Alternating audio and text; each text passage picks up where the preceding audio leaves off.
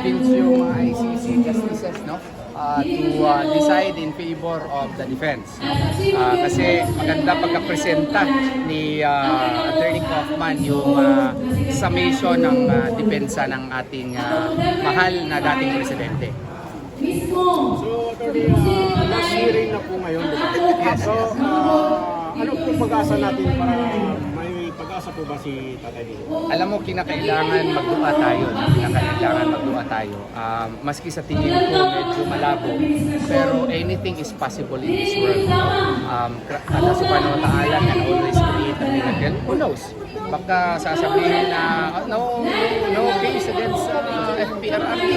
And it is a possibility. And idasal natin. Attorney, ano po yung masasabi mo sa inihain po ng prosecution po? Masasabi mo pag tama po yung inihain po nila na yung statement po nila or mas maganda po yung statement po ni Attorney Kaufman? Sa tingin ko lang, no, mas maganda yung statement ni Attorney Kaufman. Kasi una, ang atake nila doon sa first day is parang political speech daw. No? Necessary, pero nung iniisa-isa na ni Attorney Kaufman, ang sabi daw nila, he is nitpicking. No? Pero ako, defense lawyer ako. Trabaho ko yan everyday.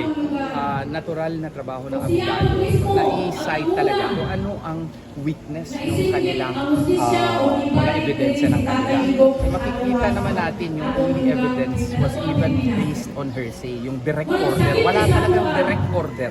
Si Presidente Duterte na patayin mo yan. Wala naman eh. Ang only evidence na napakita nila was even a product of hearsay evidence. Ano yung hearsay? Yung sabi lang niya. Hindi po pwede yun sa korte. So sana makita ito ng ICC at mag-desisyon sila na walang kaso against FPR. Attorney, mensahe na lang po, Attorney, sa ating mga kabayan kasi marami po nadidismaya sa katatapos lamang na hearing dun sa ICC. Ano po yung mensahe niyo, Attorney? Well, let us not lose hope. No? Ako rin, medyo nadidismaya ako. Pero kailangan na magbuka pa rin tayo, kailangan mag-pray tayo. Kasi si Allah subhanahu wa ta'ala, it is only the Lord Almighty who knows everything that will happen. No? Anything can still happen, even if hindi masyado maganda sa tingin natin. Pero malay mo, baka magkamilagro. Pero tayo rin kasi may gagawin din tayo. Nasabi ko na nga kanina ko ano yung gagawin natin, may signal na ako.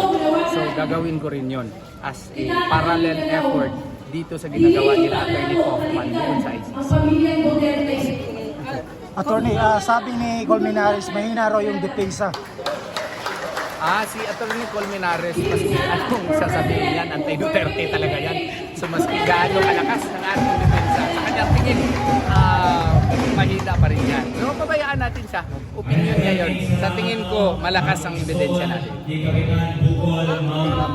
Ano lang sa lahat po ng mga sumusuporta kay Bibitay Sara? Ano yung komento mo? Ano lang po sa lahat po ng sumusuporta kay Bibitay Sara?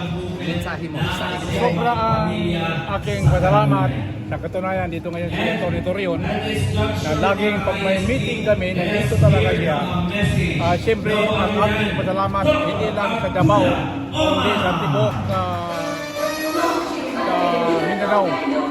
Ang mga tao dito ngayon ay Basilan, Cavitanan, Lanao Sur, Barm, Davao Oriental, Del Norte, Del Sur, North Cotabato, South Cotabato, ito sa Davao del Sur at sa Davao Occidental at Davao City, of course. So, dako kong bisalamat bilang commissioner at founder ng movement. Sobrang dako kong bisalamat sa mga tao. Walay puas na nagtabang kay Pipi Inday, walay undang sa pagsuporta kay Pipi Inday. Bisag nagulan karon pero ang mga tao kanunay nagatabang kay Pipi Inday. Salamat sa inyong pagtabang. Sige ha. Thank you po, Attorney. Testimonial dinner sa mga bagong abogado. Salamat.